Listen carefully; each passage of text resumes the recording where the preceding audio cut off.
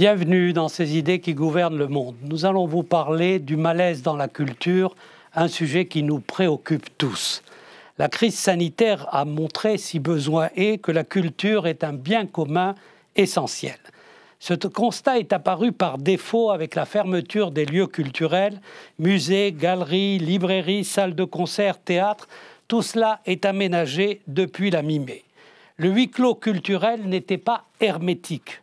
Des bibliothèques personnelles aux moyens audiovisuels, les Français ont pu lire, écouter de la musique, voir des films et des documentaires. Mais au-delà de cette jouissance plus ou moins entravée, un autre constat se fait jour, la culture est depuis longtemps en crise. D'une marchandisation effrénée au déclin contemporain de l'intérêt pour les humanités et à la tradition artistique, de la place grandissante d'Internet aux dépens de l'éducation et de la littérature, nous vivons un malaise culturel que nous allons chercher à décrypter avec vous. Je vous présente mes invités. Marcel Hamon, vous êtes artiste, chanteur, poète. Eugénie Bastier, vous êtes journaliste au Figaro, essayiste. Gérald Garouti, vous êtes écrivain, metteur en scène et enseignant. Jean-Pierre Le Goff, vous êtes philosophe et sociologue, je crois que vous enseignez aussi.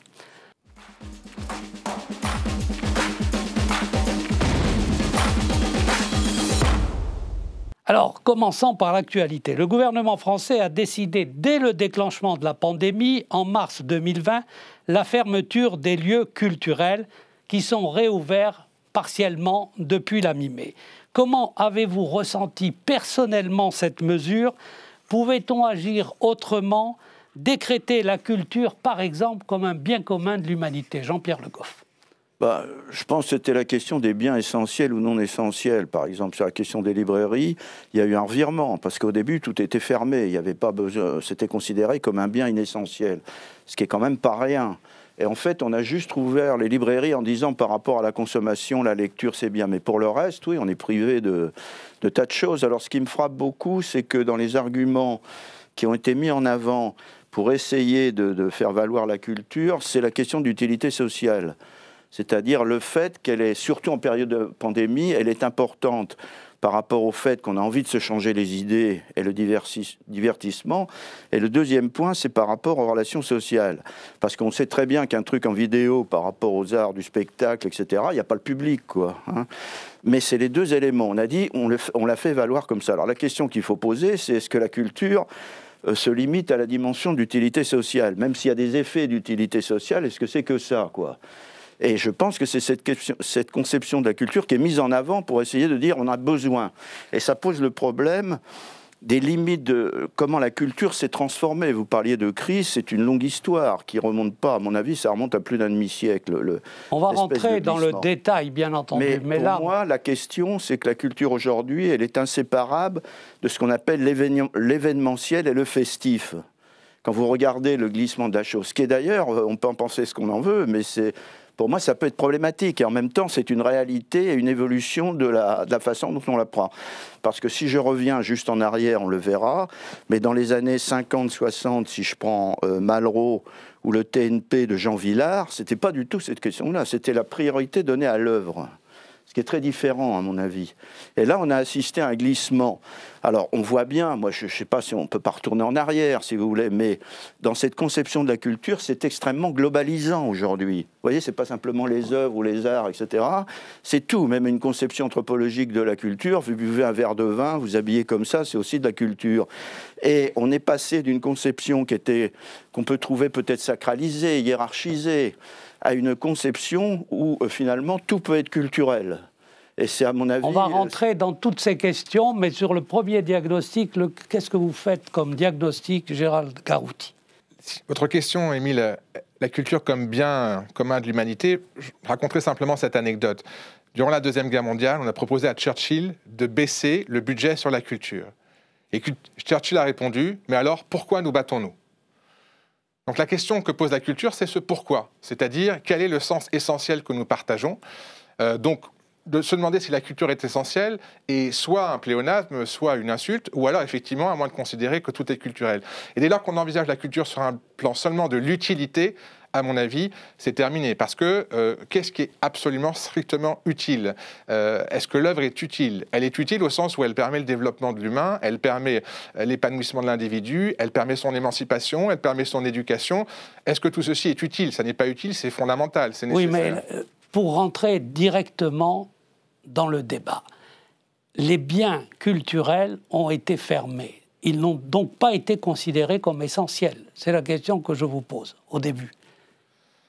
Il y a plusieurs niveaux de réponse. Vous dites les biens culturels. Ce ne sont pas les biens culturels, ce sont les lieux culturels qui ont été fermés. Ça n'est pas tout à fait la même chose, c'est-à-dire les endroits où on peut se retrouver en présence. Or, ce type de mesure a frappé les restaurants, les cafés, les hôtels, etc.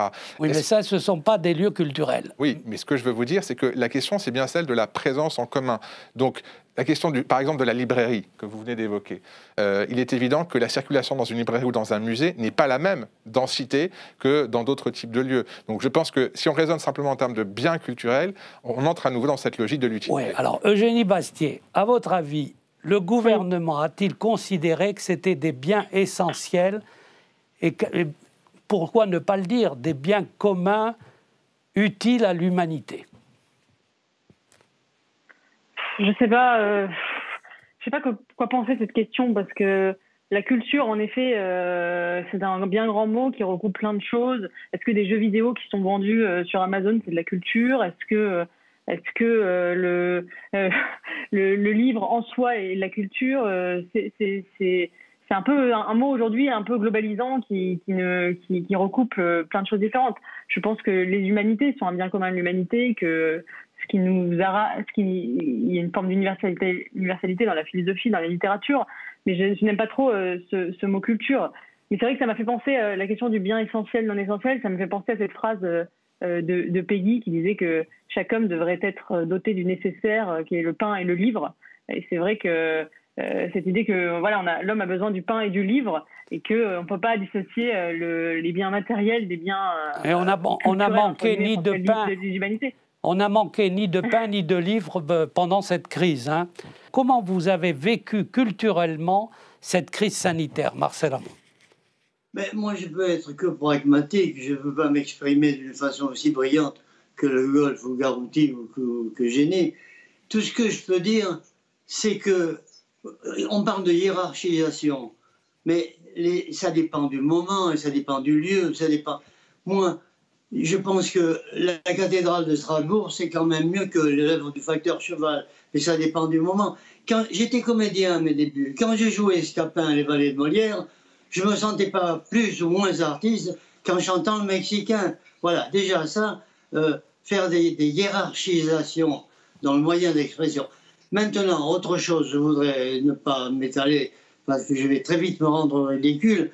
Je me suis produit dans le monde entier, mais sous une forme ou sous une autre, que ce soit de la danse, que ce soit du chant, que ce soit tout un tas d'autres choses, c'est nécessaire dans le monde entier à l'être humain.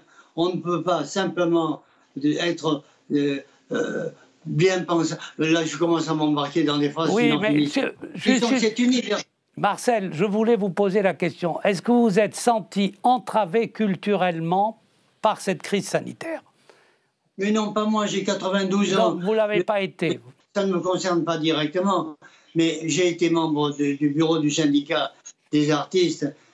J'ai bien vu déjà à l'époque qu'il n'y avait pas cette pandémie et toutes ces choses épouvantables. Il y a toujours eu un problème. Mais alors maintenant, ils ne peuvent même plus s'exprimer dans des petits cabarets, dans des petits lieux, pour en tirer suffisamment de quoi bouffer.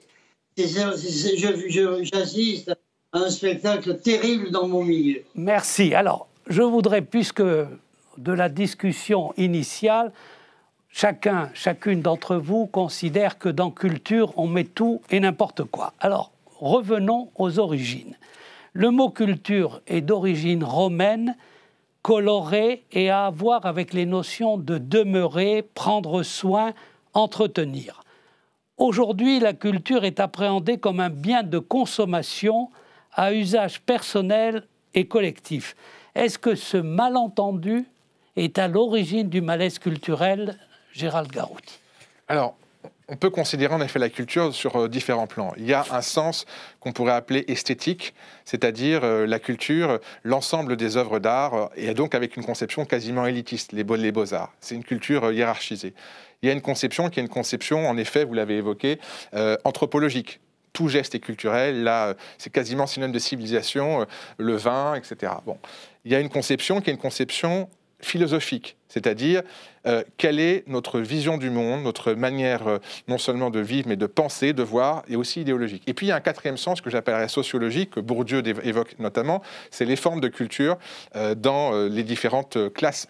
Et en fait, quand vous parlez de la question du bien de consommation, en fait, ça veut dire qu'on est en train de considérer la culture sur le prisme de l'économie et donc de l'industrie ou des biens culturels, comme vous l'avez évoqué. Or, si on revient à l'essence ou l'enjeu même de la culture, et non pas simplement comme une danseuse qui serait quelque chose comme un poste de dépense ou un poste de divertissement, c'est véritablement, si on prend le sens philosophique et le sens civilisationnel, la raison d'être. La raison d'être, la raison... Donc, pour vous, il y a une discordance des temps. C'est pour vous aussi le cas, Eugénie Bastier, le fait que la culture, normalement, c'est quelque chose qui doit demeurer. Or, aujourd'hui, tout va très vite.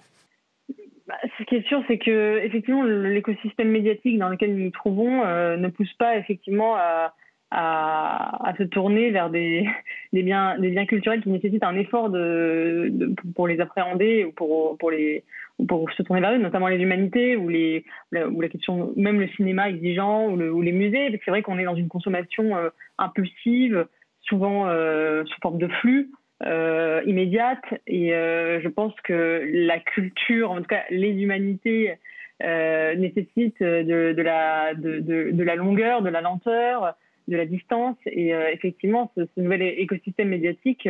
ce que Gérald Bronner a appelé d'ailleurs un sociologue Gérald Bronner l'apocalypse cognitive, le fait que finalement nous sommes dans un écosystème médiatique, notamment avec les écrans, qui aspire en fait tout le temps de libération du cerveau que l'humanité a produit pendant le dernier siècle. En fait, jamais il y a autant de temps de cerveau disponible qui pourrait servir justement à la culture, à la lecture, au théâtre, au cinéma, etc. Et en fait, on voit que tout ce temps-là, finalement, est aspiré par la vie numérique, par les écrans, par les réseaux sociaux. Et en fait, c'est un formidable gâchis qui aujourd'hui a lieu. Et effectivement, c'est un des enjeux, je pense, majeurs du siècle qui vient, d'essayer de récupérer ce temps de cerveau disponible que nous avons libéré grâce aux nouvelles technologies. Alors, ce temps gâché, qu'est-ce que vous en pensez, Jean-Pierre Le Goff ?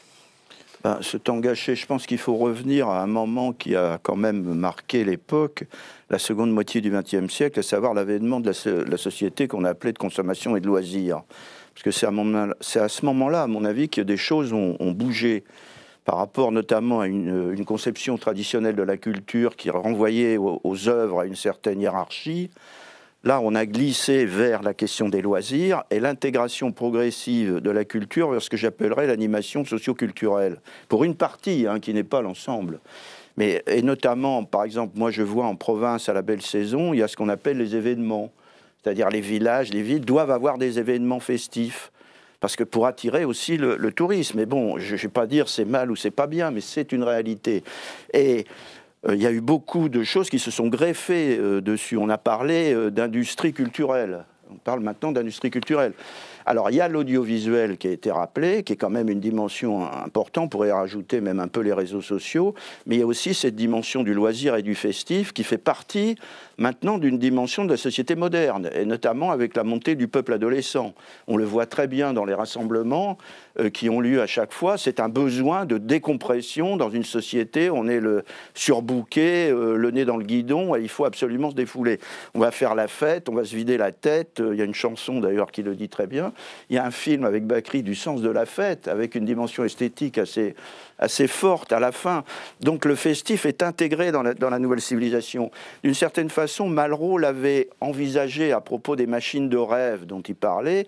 Il disait attention, ne mélangeons pas tout. Pour lui, il ne fallait pas mélanger tout. Il y avait la culture au sens de l'œuvre, il y avait les maisons de la culture, et il y avait la maison des jeunes. Il y avait les maisons des jeunes. Il disait la jeunesse, c'est très bien, mais on ne va pas subordonner la culture à la jeunesse ni au loisir. C'est autre chose. C'est quoi l'autre chose?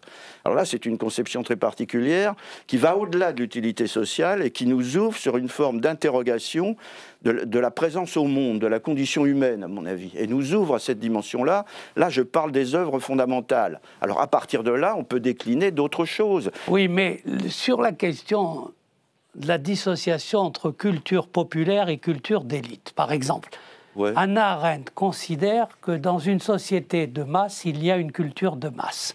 Vous adhérez à cette chose-là ? Oui, mais je pense que la culture de masse, ça fait partie des évolutions de la modernité et qu'on peut rejeter la culture de masse. Moi, je ne la rejette pas telle qu'elle, c'est-à-dire que je chercherais plutôt à essayer de réfléchir comment réintroduire dans la dimension de la modernité les conditions d'une conception de la culture qui ne se limite pas à ça, bien évidemment, mais qui maintient la dimension de l'œuvre. Parce que l'œuvre nous fait nous oublier, d'une certaine façon. On s'oublie dans l'œuvre. Ce n'est pas simplement la subjectivité qui s'y retrouve. On peut aussi avoir cette dimension d'épanouissement. Mais elle nous fait oublier pour nous interroger sur la condition humaine. Bon, il y avait toute une conception ancienne de la culture chez Malraux qui était très métaphysique, en fait. C'est-à-dire, avec la fin des religions, il se posait la question de savoir si les œuvres d'art n'allaient pas finalement prendre le relais de cette interrogation. Donc cette dimension-là, pour moi, on doit la garder dans la modernité. Alors, est-ce que c'est élitaire, élitiste? Je pense qu'en fin de compte, je ne crois pas qu'on puisse échapper à une hiérarchie. Mais une hiérarchie, ça ne veut pas dire un mépris. Oui, alors Eugénie Bastier, cette culture de masse, est-ce qu'elle est influencée par la bataille d'idées qui vient la polluer en quelque sorte? Vous qui vous intéressez beaucoup à cette guerre des idées. Mais ce qui est sûr, c'est que les ouvrages intellectuels aujourd'hui n'ont pas le même écho, le même succès qu'ils avaient pu avoir auparavant dans la vie intellectuelle française. Je pense par exemple aux années 60-70, un ouvrage par exemple de philosophie ou de sciences sociales ou d'humanité, un essai se vendait à un succès, c'était 150 000 exemplaires, ou à partir de en moyenne 70 000 exemplaires. Aujourd'hui, un essai qui a du succès, c'est 5 000, 6 000 exemplaires. Donc il y a quand même une baisse du nombre de lecteurs, en fait, qui est évidente d'ouvrages intellectuels. Et aujourd'hui, effectivement, le bassin des lecteurs s'est réduit parce qu'effectivement, ils sont sursollicités aussi par d'autres divertissements et parce que lire un essai intellectuel, par exemple, Lacan avait vendu ses écrits qui sont quand même extrêmement abscons et très difficiles à comprendre à 150 000 exemplaires en poche dans les années 70, ce qui est quand même déjà pas énorme. Mal. Oui, alors, je voudrais voir... Aujourd'hui, c'est vrai qu'on n'a plus... Enfin, il y a une baisse de niveau général, je pense, qui est indéniable. Gérald Garouti, vous qui êtes metteur en scène, quand vous faites une mise en scène, vous pensez culture de masse, culture populaire, vous savez à qui vous vous adressez? En fait, je vais vous répondre de façon un peu indirecte en rebondissant sur la question du temps et de l'œuvre. Je pense que la question cruciale, c'est celle que vous avez articulée tous les deux, Eugénie et Jean-Pierre, sur cette notion de temporalité. C'est-à-dire que l'œuvre, c'est ce qui traverse le temps. C'est quelque chose qui marque un être, une existence, et qui mérite de rester et va demeurer.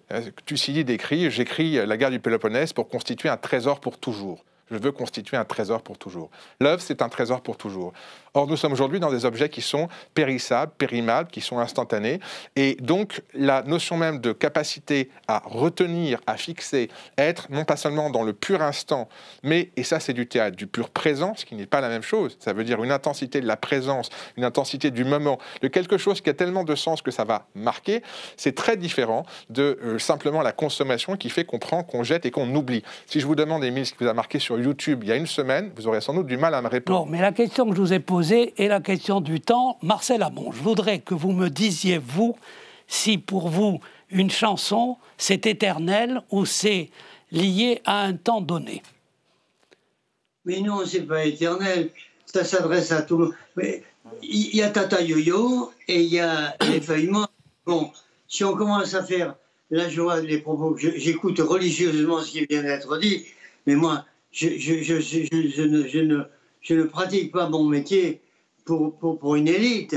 Tant mieux s'il y a de temps en temps quelqu'un qui a la tête bien faite, qui vient m'écouter et qui a les idées larges.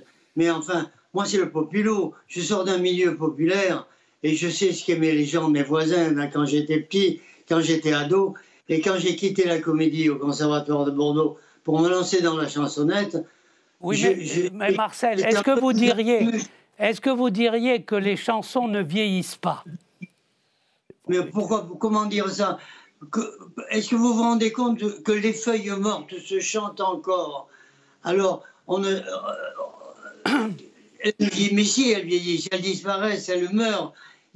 C'est très éphémère, ou pas, et personne... Il faut être voyant extra-lucide pour savoir si un tube, comme Boris Vian l'avait baptisé, si ça va durer 6 mois, 1 an, ou 20 ans, ou 100 ans.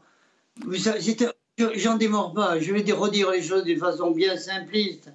Il y a un moment et des gens qui varient autour de toutes ces manifestations artistiques.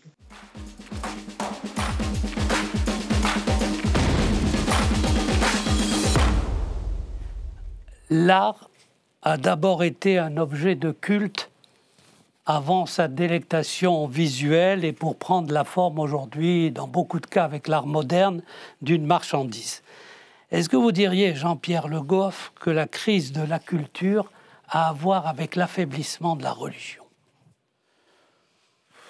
On peut dire que tout est lié d'une certaine façon, mais moi je pense justement que ce que disait Malraux, c'est qu'il se posait la question de la culture comme pas substitut. Il y avait une dimension un peu sacralisation de la culture chez Malraux, en disant à l'heure de la mort de Dieu, pour reprendre Nietzsche, eh bien, qu'est-ce qui va remplacer l'interrogation existentielle ou métaphysique qui existait, qui était en partie le domaine de la religion?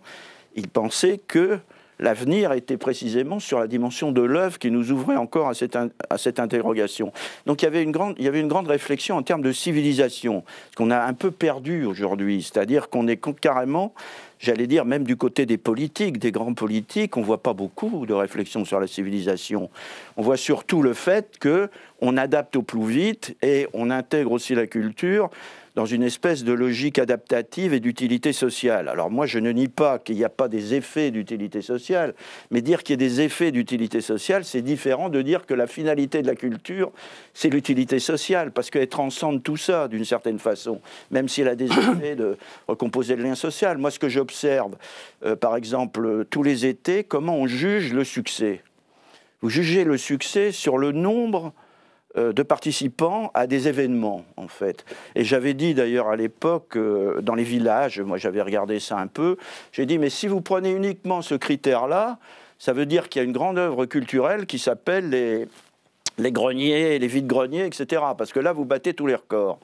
Et donc, à chaque fois, on revient sur cette question de l'œuvre qui nous ouvre à un certain domaine de temporalité. Là, je rejoindrai tout à fait ce qui a été dit. C'est ce qui dure sur le long terme à travers les générations, et c'est aussi ce qui se transmet à travers les générations. Et là, pour reprendre ce que vous dites, je pense qu'on a vraiment une crise de la transmission pour le coup. Oui, alors est-ce que l'affaiblissement de la religion, et j'ajouterai avec vous, Gérald Garouti, l'affaiblissement de l'éducation,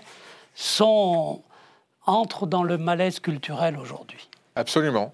Je pense qu'il y a un enjeu qui est celui du dépassement, de celui de la transcendance, je dirais plus du sacré d'ailleurs que de la religion. Vous évoquiez Nietzsche.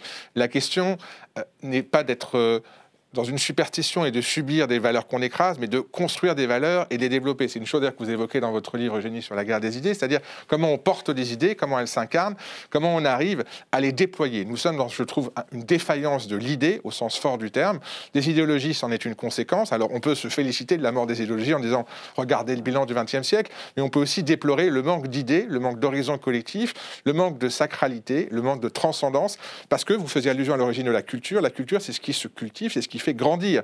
C'est ce qui fait qu'on s'élève dans tous les sens du terme. Donc oui, il y a transmission, oui, il y a élévation, oui, il y a sortie de soi et dépassement, arrachement à une espèce de choses qui serait simplement la médiocrité, pour arriver en effet à transmettre dans le temps et puis à s'élever vers quelque chose qui nous dépasse. Mais pour ajouter une dernière chose, je pense qu'il y a évidemment une production d'œuvres contemporaines. La culture n'est pas morte, elle est en crise, comme la culture a presque toujours été en crise. La question, c'est que cette nature de la crise a changé et qu'en effet, on est passé sur un règne du quantitatif, absolument quantitatif, et de massification, et que ça change l'objet même de la culture. Merci Gérald. Alors Eugénie, Religion d'un côté, éducation, j'ajouterai démocratie.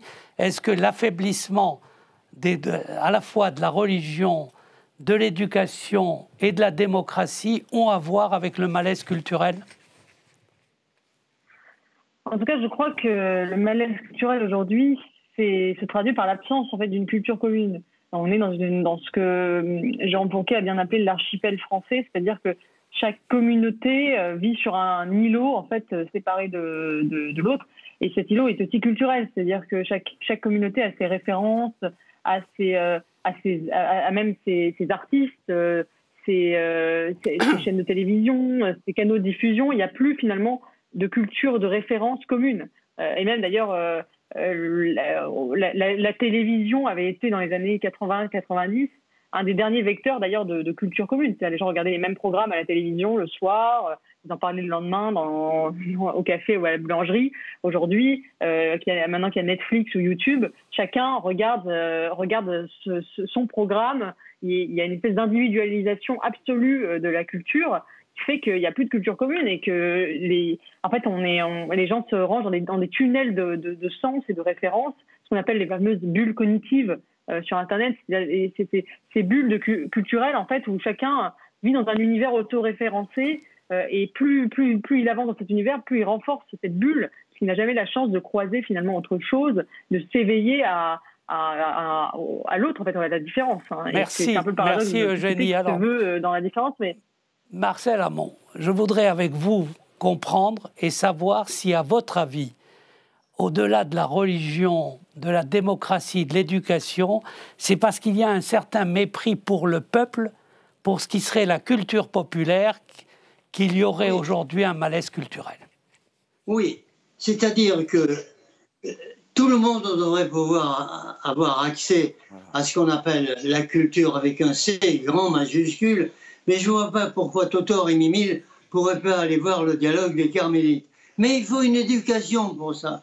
On ne peut pas d'emblée mettre quelqu'un qui aime la chansonnette dans Xenakis ou dans Debussy. Il faut une éducation. Mais tout ça, tout ensemble, je me répète beaucoup, mais il faut savoir quand c'est le moment et à qui ça s'adresse. Mais je crois que globalement, tous les êtres humains peuvent avoir accès à toutes les cultures, avec cependant cette précision que pour certains niveaux, pour certaines choses, il faut être un peu au courant. Voilà, je parle du dialogue des Carmélites, puisque ça concerne Garotti. C'est vrai que si on avait mis mon voisin de palier pour aller écouter ça, il se serait bien emmerdé. Mais si on lui explique pourquoi c'est très bien et qui l'a écrit et comment et dans quelles circonstances, il va peut-être faire « Ah, tiens, oui, voilà ». Une éducation pour avoir accès à un certain niveau de culture, c'est majuscule.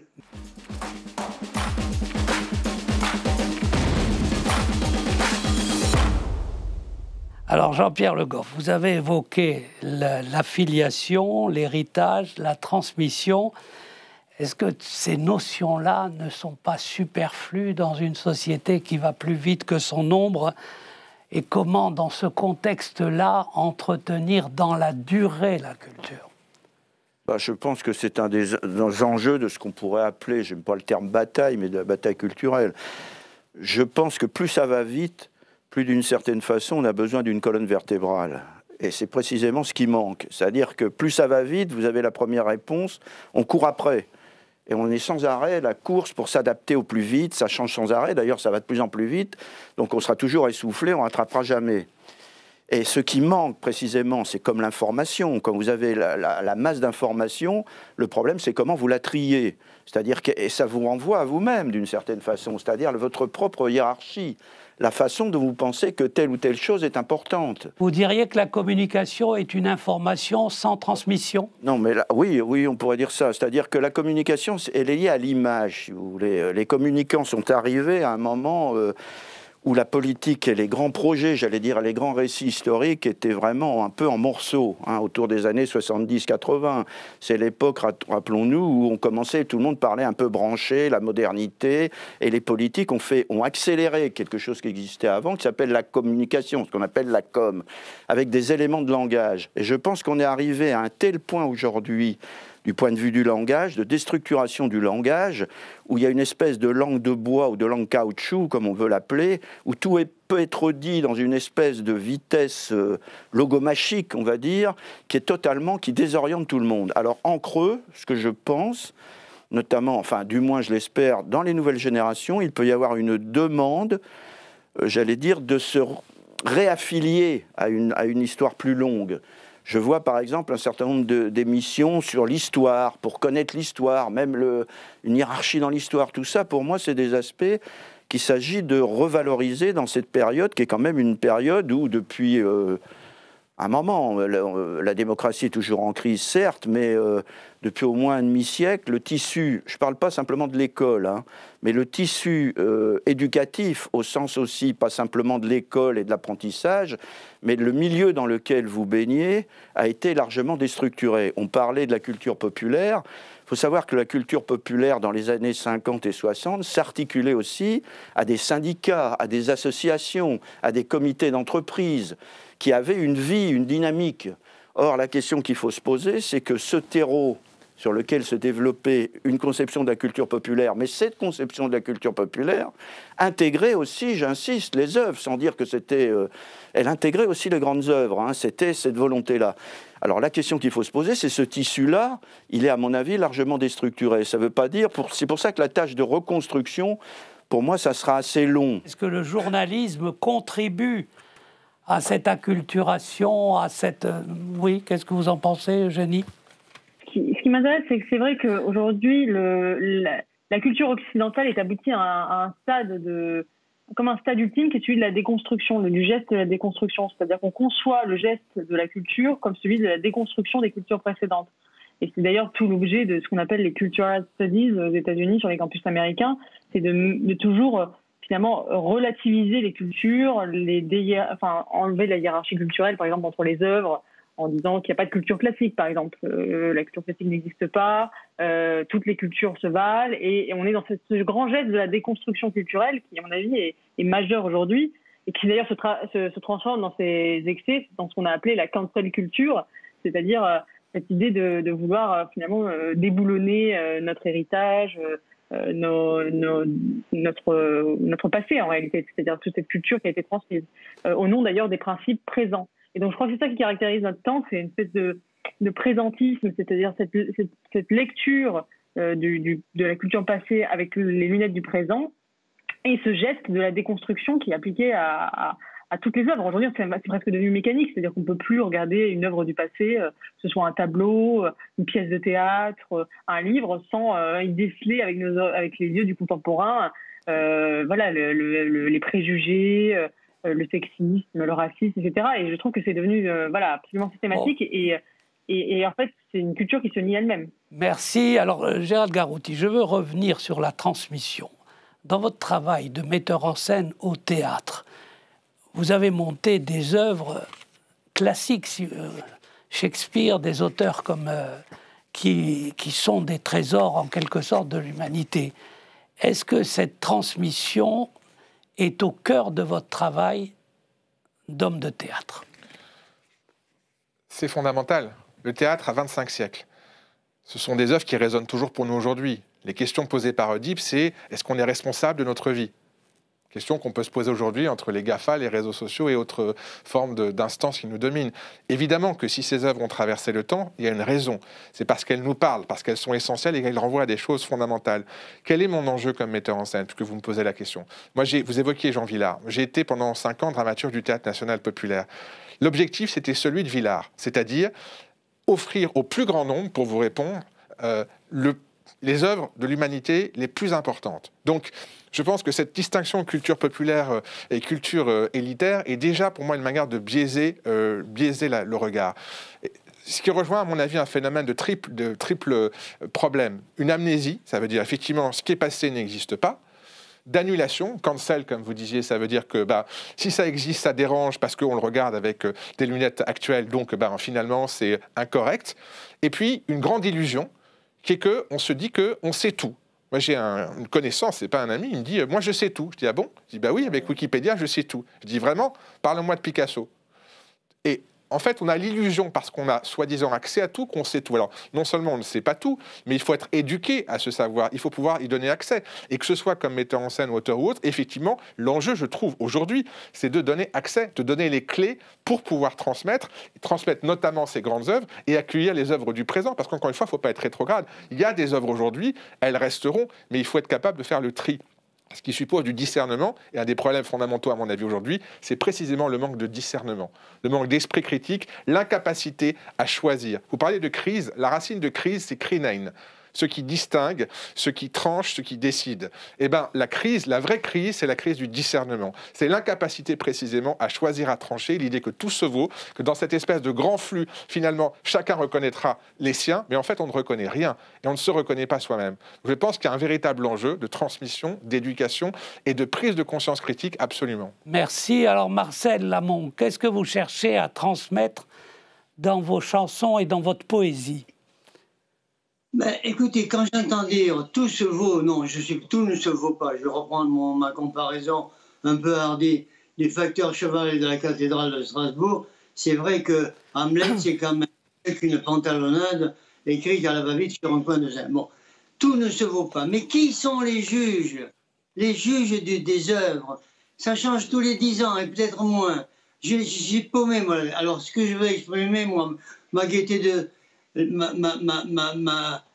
le peu que j'ai eu le privilège dans un milieu ouvrier de faire, comme on disait à l'époque, mes humanités, c'est clair que ça m'a un peu élevé intellectuellement, mais quand j'entends ce qui vient d'être prononcé par Le Goff, Garotti ou par Bastier, j'ai plutôt envie de me la boucler et d'écouter religieusement. Mais puisqu'il faut juger de la valeur d'une œuvre, qui définitivement va avoir raison? C'est aussi bête que ça, ce que je pense.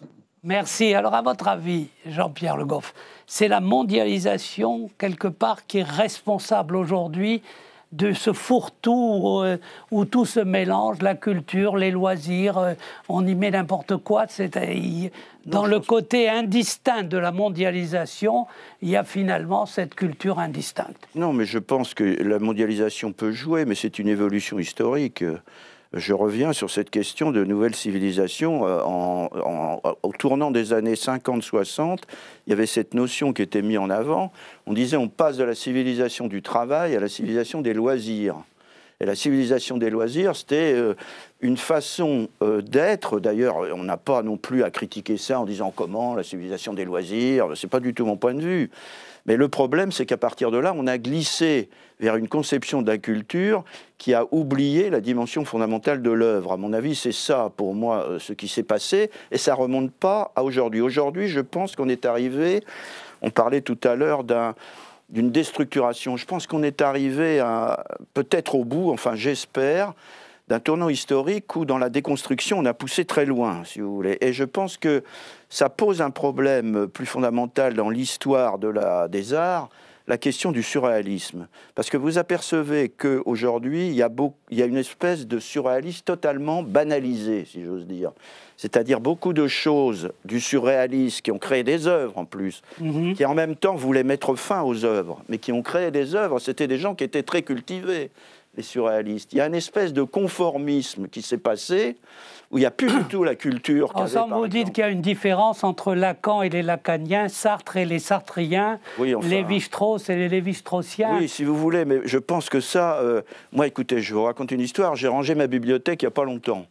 Et je fais partie de cette génération 68-70. Il y avait Marx, il y avait Freud, etc. Et il y avait un nombre de débats où, à l'époque, on pensait que c'était vraiment le centre du monde. C'est-à-dire, on pensait que c'était éternel, Lacan, vraiment, etc.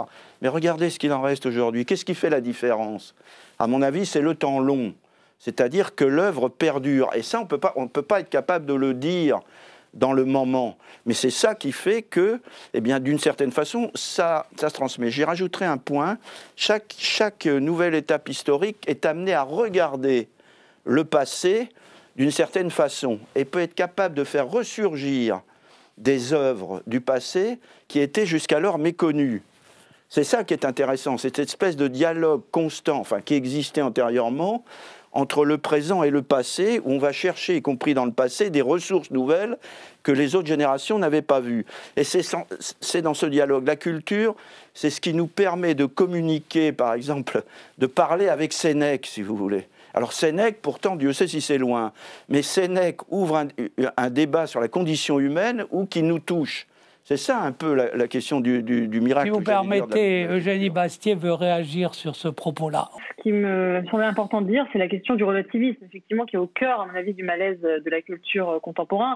Vous connaissez sans doute la phrase de Dostoïevski dans Les Possédés, où il dit toute la question est de savoir si Shakespeare est supérieur à une paire de bottes.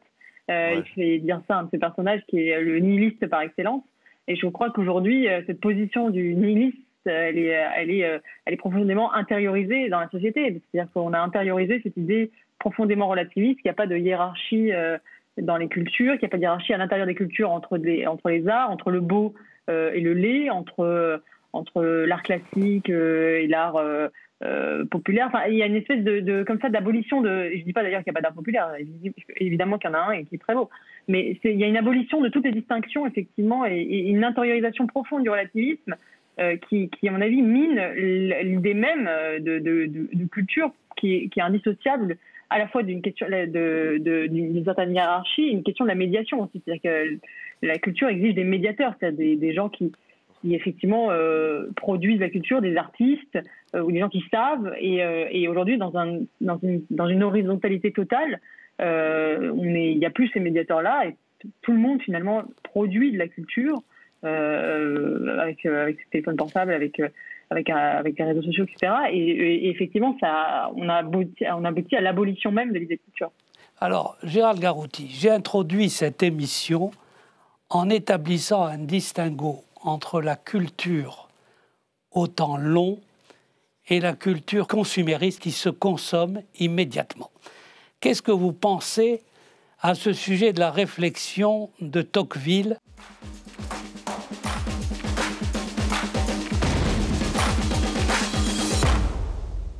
Je suis absolument d'accord avec Tocqueville, hein.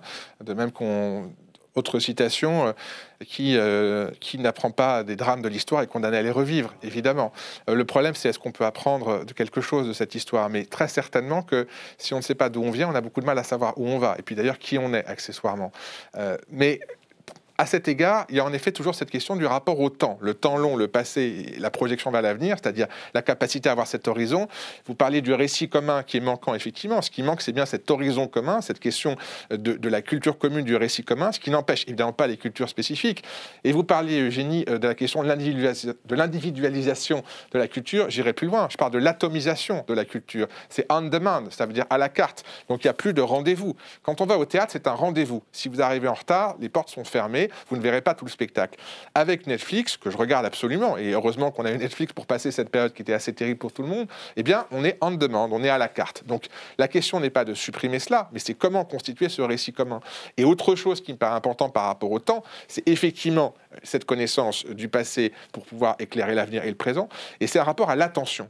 Ça veut dire la capacité à se concentrer, à ne pas être simplement dans un temps qui est un temps qui passe, mais un temps qui se concentre dans tous les sens du terme. Et l'un des problèmes principaux de la révolution actuelle, qui est une révolution technique, parce que les révolutions que vous avez évoquées, Jean-Pierre, sont des révolutions esthétiques.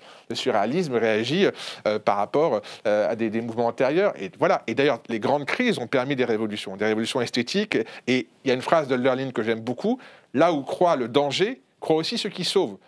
Nous sommes dans une période de grand danger à plein d'égards, de grands malaises, de grandes crises, etc. Mais il y a déjà des choses qui sont en train d'émerger. Encore faut-il qu'elles puissent ne pas être écrasées par le reste et qu'elles puissent devenir matière à heurts et qu'elles ne soient pas simplement dans cette espèce de flot qui passe et qui ne retient rien. Donc la question de l'attention, de la concentration, c'est justement avoir le temps long et puis l'inscription dans un présent qui va fixer quelque chose. Merci. Alors pour poursuivre un peu dans cette direction, aujourd'hui, on parle beaucoup de cette culture woke, des mouvements identitaires, des mouvements décoloniaux, racialistes, etc. Et ces mouvements s'opposent à la conservation d'un passé qui est contesté, à travers des statuts déboulonnés, des mises à l'index littéraires, etc. À votre avis, Jean-Pierre Le Goff, d'où vient cette régression culturelle ? Oui, je pense que c'est une... Moi, je parlerais même de nihilisme rampant, de nihilisme d'affaissement. C'est-à-dire qu'on ne peut pas continuer longtemps dans cette histoire pénitentielle. Enfin, on peut continuer, ça continue, si vous voulez. Mais il y a un moment où, je veux dire, vous êtes complètement niais. Moi, je pense surtout aux nouvelles générations. Parce qu'on parle souvent d'un certain nombre de groupuscules qu'on entend beaucoup dans les médias, etc., mais qui finissent par laminer l'estime de nous-mêmes. C'est-à-dire, on n'a fait aucune civilisation, aucun peuple ne dispose d'un blanc-seing, que je sache. Toute histoire est tragique et toute histoire est ambivalente. Encore s'agit-il de savoir ce à quoi on tient dans cet héritage et ce qu'on met en avant.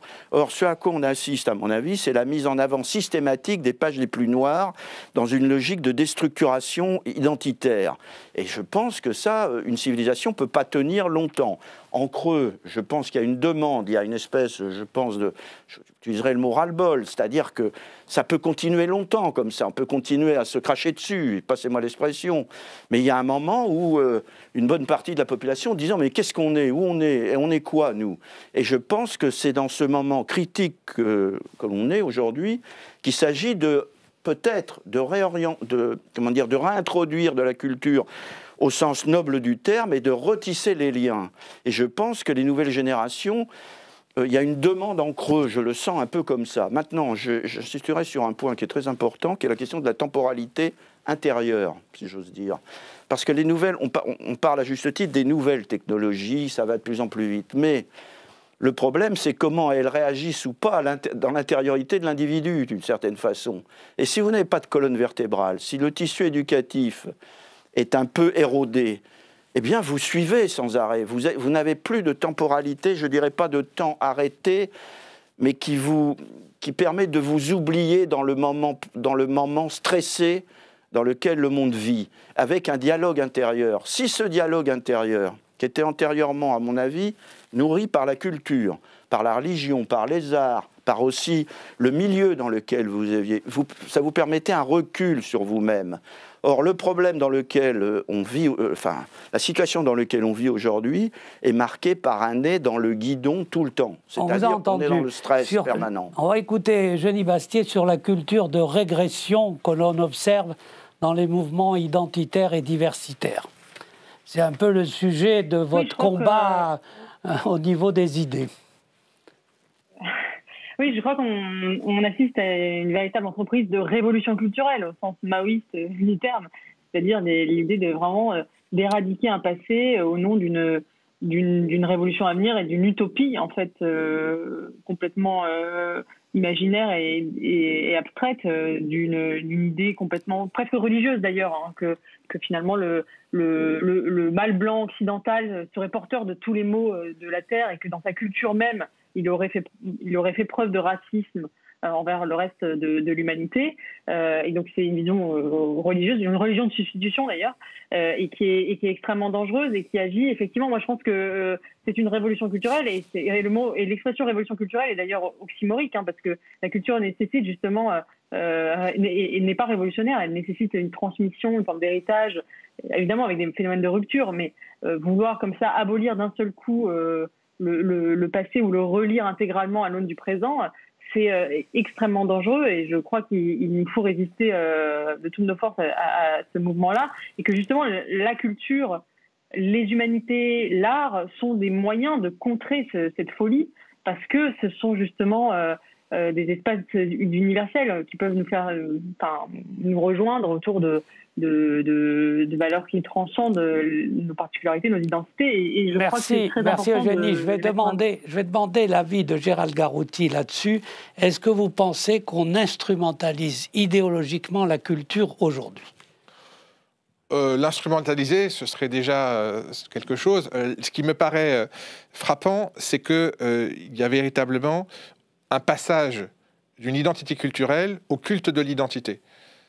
C'est-à-dire une manière de sacraliser l'identité de façon absolument canonique, verrouillée, qui est donc la négation de la possibilité du dialogue et de l'autre. D'ailleurs, on assiste à une fin de la possibilité même du débat et du dialogue et de l'échange.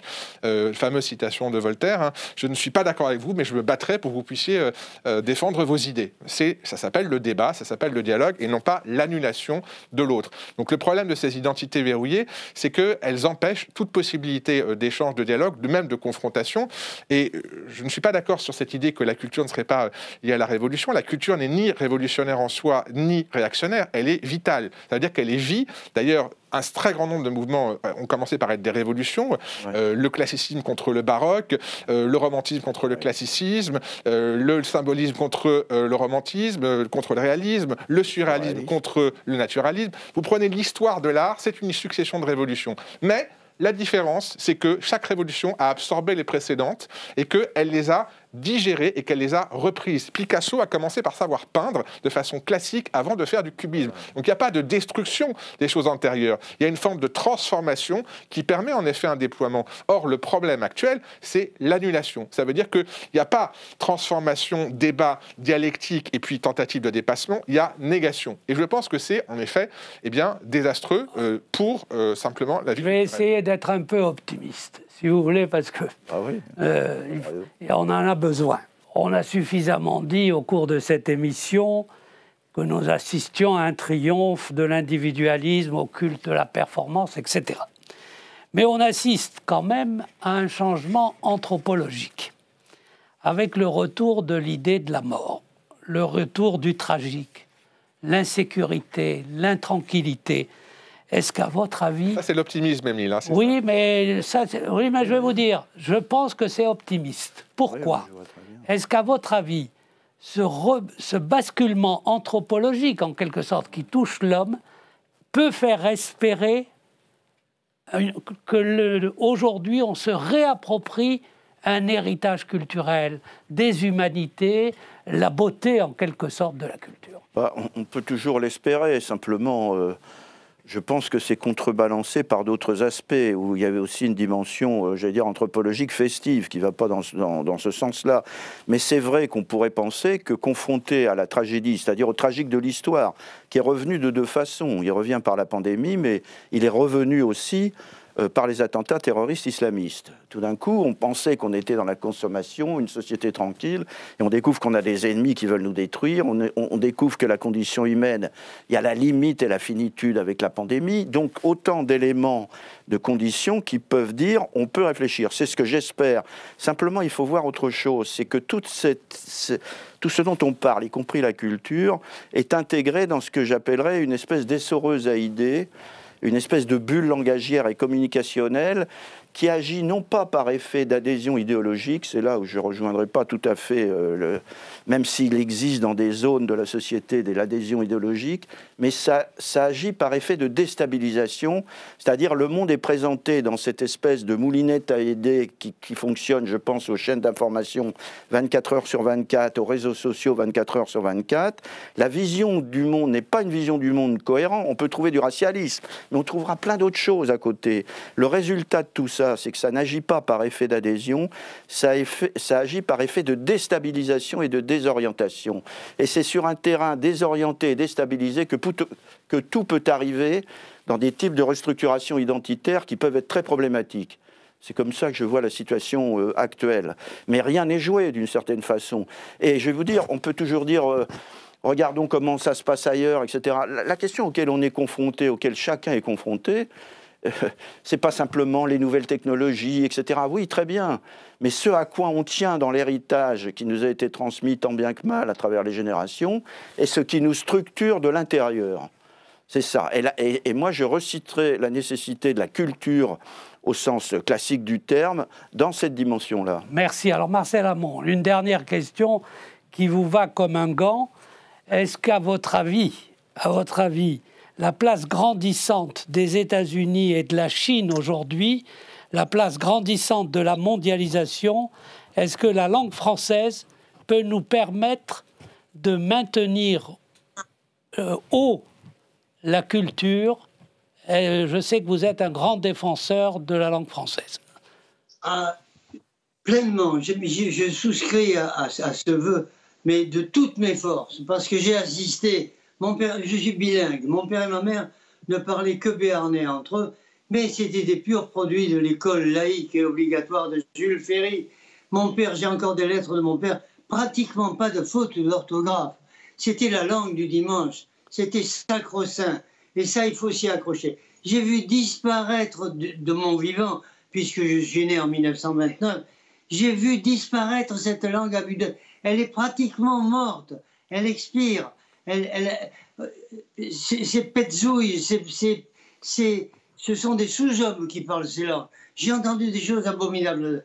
Ne laissons pas le français se faire phagocyter de la même façon. Parce que tous les dialectes, quels qu'ils soient, hein, les dialectes, quels qu'ils soient, il y a des hommes qui sont exprimés pendant des siècles dans ces dialectes-là. Il ne faut pas que ça disparaisse. Allez, je ne veux pas faire mon pédant en vous donnant quelques citations, mais je crois qu'il a été dit, chaque dialecte qui s'éteint, c'est une bibliothèque d'Alexandrie qui brûle. Je ne sais pas si ça va jusque-là. Défendons notre langue, bec et ongle. Merci. Alors restons là-dessus, défendons notre langue comme carte d'identité un peu de la culture. Alors, je voudrais vous présenter une brève bibliographie. Jean-Pierre Le Goff, La société malade. C'est à la fois personnel et c'est une réflexion sur la pandémie. Vous allez très bien aujourd'hui. Oui, oui, je suis guéri, si j'ose dire. Enfin, on n'est jamais sûr. Mais la société est malade. Bah oui, on en a discuté, là, je crois. Voilà.